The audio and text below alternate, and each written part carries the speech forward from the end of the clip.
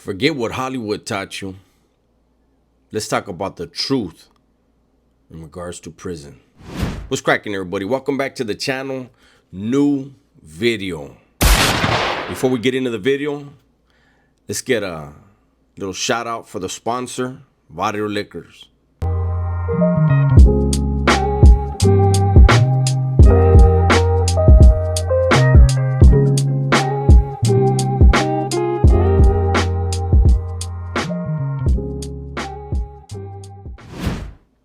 All right, everybody. So today's video, I wanna give another glimpse, as usual, into the realities of prison. Not what Hollywood wants you to believe. Not what your favorite movies and TVs, even songs, have you believe. And not according to someone who's never actually lived the lifestyle. Even if they went to prison, but they were never around the type of stuff that we talk about here. I was thinking today about how people out here, like even my own family, they know that I have an ability to walk away from even family members. People that I feel like they shouldn't be in my life, they won't be. I don't wish them any ill. And when you've lived in prison, when you've made dumb decisions in life that led to incarceration, you learn pretty quick, don't get too attached. I know a lot of people think they know what time it is in prison. It's all carnalismo and it's all love, and you're rolling with this crew and so I want to talk about the realities of it. If you combine my YA and my prison time together, I did over 27 years. In over 27 years, I think I don't know how many thousands of people were in and out of my life. I met them. Didn't get attached to thousands and thousands of them. I know people think, oh, if you're from Southern California, you get in there and you're running with the South Side, or you're a Northerner, you're running with, well, let's talk about that. Okay? You get in there, let's say you don't get involved in politics, right? You're going to cell up with whatever Southerner they put you in the cell with. You may or may not be cool with that dude, but you got to live in the same cell together so you make things work, right? But you're going to have a couple dudes that you chill with on the yard, that you bullshit with. And you're not going to be hanging around with everybody. Not everybody's going to like each other like that. We're doing time, right? Now, if you decide that you're going to get into the politics, that's a whole different ball of yarn, right? And that's what I want to focus on. And I want to start it with a story. It's a video I did in the past, right? See, when you get into all the politicking stuff, you are literally playing chess every day. Every minute of every day. I've talked about it. Your biggest rival on the yard is in your own faction. And he's probably politicking on you. And you're responding in kind. Dudes that I was cool with, and I'm going to get to the story in a minute. Dudes I was cool with, I used to tell them, hey, Holmes, don't take it personal if I don't hang out with you during yard. Because you and I are on the same page. We think the same. Nah, I'm going to be around these vatos that I know are plotting on me. And they're thinking the same way. And we would sit there and bullshit with each other. We'd laugh at each other's jokes, clown around. And I knew I slip, he's going to try to get me. He knew he slips, I'm going to get him. That's the reality of prison. And when you're doing that thing, you're going to get like minds around you. Dudes that you can count on. That you know, okay, if this situation pops up, oh, who's over there? Oh, that vato's there. I already know what's going to happen. And you got your rivals that have their crew together. And like I said, we all interact friendly, right? But everyone, no matter who you are, is replaceable. So getting to the story, I told a story about a dude that I was really cool with. He had been down probably at least 10, 12 years longer than me. He had got validated back in the days. He was in Pelican Bay SHU for, I don't know, well over a decade. And then they started kicking dudes out. This is before everybody came out. This was in, what was it? 2001, something around there. 2002. A couple of those dudes wound up on B yard. A couple of them wound up on C yard. These dudes were used to what used to be happening. The game had changed, had gotten cutthroat, way more cutthroat than what they were used to, because they were used to being on the yards with the legends. When you're on the yard with the legends, they're in control. But see, now you had camaradas taking care of things for the legends. And it was treacherous. And these dudes came out, and this buddy of mine, him and the guys he came down with, they wound up whacking some people. They did right. The right people got hit. But in the game of prison, my buddy got twisted up. He got put in the hat. For those of you that don't know the term, you get put in the hat, there's a hit on you. And he was already by that time back in Ad Seg.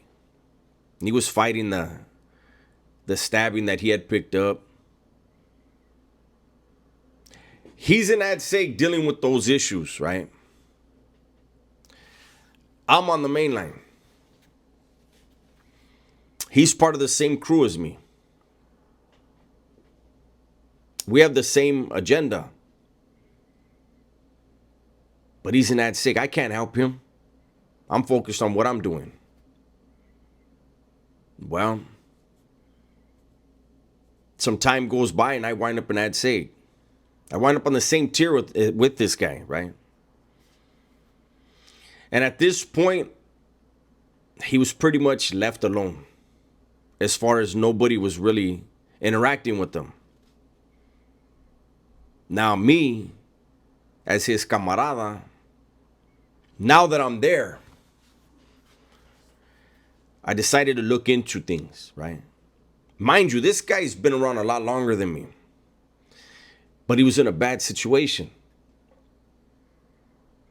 So I asked him, what's going on? He ran me down everything. Most of it I was already aware of. And I asked him about a couple of dudes that were in the back. We were all part of the same crew. I said, what's up with this vato over here, though? How come he's not helping you? And he said he tried and got shut down. Which the dude had a lot of heart and stuff, but I kinda got it, right? And I said, well, check it out. I got you. Let me see what I could do. And, I wrote some letters and got some support for him. It was very risky what I was doing, but right is right and wrong is wrong. Again, this is for all you guys that think prison's you're gonna make good friends and willing to kill and die together. No, you that's gonna happen as far as kill and dying, because that's a program. Doesn't mean they like you. Whoever's killing and dying for you, it's what they got to do. It's the life, right? So, anyways, as I'm building up support for this vato, I'm very, very much aware of the crew that was against him. Some of them were going back and forth from Corcoran Shoe back to New Folsom. And what they were doing was, these dudes were literally paying attention to whoever spoke to the guy. And they were running back to Corcoran Shoe. And they were letting the legends over there know, hey, this guy said hi to him. Oh, this guy passed something to him. And whatever it was. And so, again, I had gotten support for the guy. He had never fucked up. He didn't lock up. He never told on nobody. Nothing. He was right there with everybody still. He had hit somebody that righteously had it coming. But he got caught in a twist. So now, like I said, I've built up some support for him. Things were starting to look a little bit like there was some light at the end of the tunnel. And like I said, I was willing to put my neck on the line for that because it was right. And so when I wrote and I said, hey, we got some guys here that are running back and forth from Corcoran Shoe back over here. And as I just said, everything was obviously very coded up, and then I got word. I got the letter back. And I was told it's time to move on. Fuck him. He's on his own. Again, the dude had never fucked up. Didn't lock up. Didn't tell on anybody. He got caught in a twist. I felt bad for him. But fuck him. I moved on. That's prison. I wish I could have done more for him. I couldn't. I tried. See, whoever I got at had made a determination. It's not important enough for him to get at those that were against that man. Because whoever I was under, he wasn't under.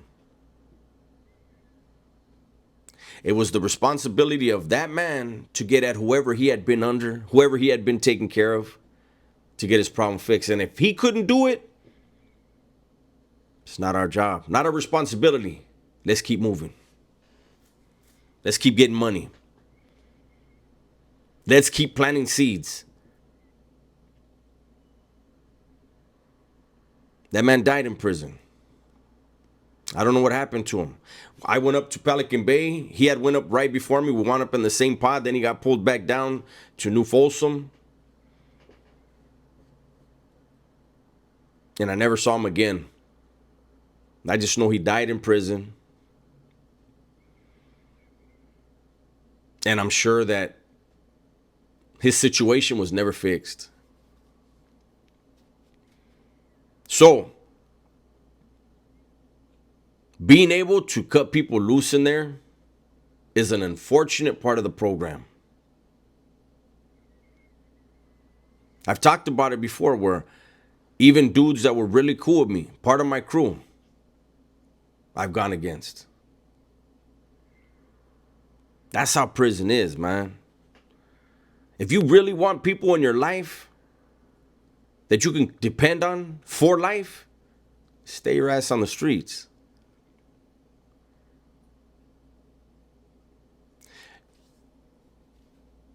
There's no love in prison. There's a bunch of hate and misery.